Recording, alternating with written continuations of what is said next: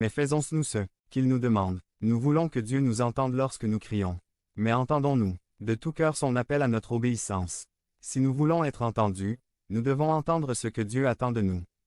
Devenez membre de la chaîne et soyez un instrument de la parole de Dieu. Ne manquez pas cette opportunité d'avoir un impact sur des vies. Cliquez maintenant sur le lien dans la description. 460. Et aidez-nous à diffuser la parole de Dieu. Je crois au Dieu des miracles par Carlos Clobert Maya. Résumé. Objectif. Je veux que les auditeurs croient que Dieu opère des miracles, dirigeant le temps et l'espace. Je crois au Dieu des miracles. Texte. JO 2, 1, 11. Objectif. Je veux que les auditeurs croient que Dieu opère des miracles, régissant le temps et l'espace. Introduction. Nous vivons dans un univers composé d'espace, de temps et de matière, régi par des lois physiques constantes.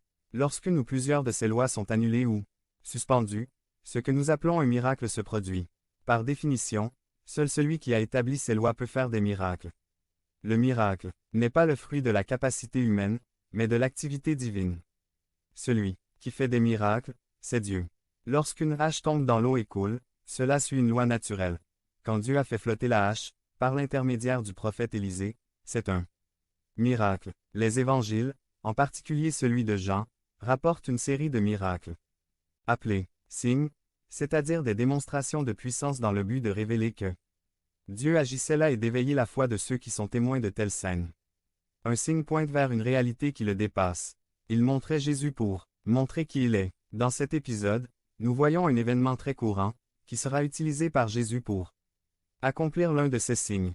1. Ce qui est commun pour les hommes est une opportunité pour Dieu.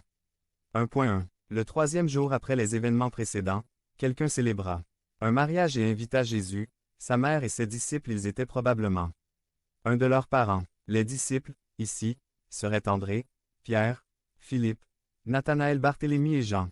1.2. Soudain, Maria apporte une nouvelle embarrassante. Elle a fini le vin. Symbole de joie. Ce serait une catastrophe sociale, surtout dans une culture qui accorde une grande valeur à la honte publique. L'attitude de Marie s'oppose à toute possibilité qu'elle soit divine ou qu'elle puisse accomplir des miracles. Le seul commandement de Marie. Faites ce que dit Jésus. 1.3. Voici une sage décision. Si quelque chose ne va pas, comptez sur Jésus et laissez le agir. Le Seigneur dit à sa mère. Je fais l'ordre du jour. Je contrôle le temps. 461. 1.4. Les sculptures présentes servaient à laver les pieds et les mains des invités. Ils symbolisaient le ritualisme de la loi, qui ne pouvait satisfaire les besoins des hommes. Ensemble, ils contenaient entre 450 et 700 litres d'eau.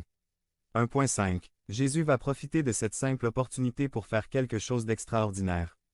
Point. Les occasions ordinaires sont l'occasion pour Dieu de montrer sa puissance. Nous devons inviter Jésus aux choses simples de la vie quotidienne, car il peut toujours faire l'extraordinaire. 1.6. Ce qui est commun humain va passer un signe divin. Après avoir ordonné que les pots soient remplis d'eau, le Seigneur ordonne d'en puiser un peu et de l'apporter à l'intendant, maître de la cérémonie, pour qu'il y goûte. L'eau s'était déjà transformée en vin. 1.7. Cependant, ce n'est en aucun cas la méthode de fabrication du vin. Il faut deux choses essentielles: le bon matériel, les raisins, et le bon moment pour le processus. Sans ces deux choses, on ne peut pas faire de vin. 1.8. Dans ce témoignage de la personne de Jésus, que révèle ce signe, je veux souligner deux vérités essentielles, observées à partir du processus naturel de fabrication du vin, en contraste avec l'opération extraordinaire de Jésus. 2.1.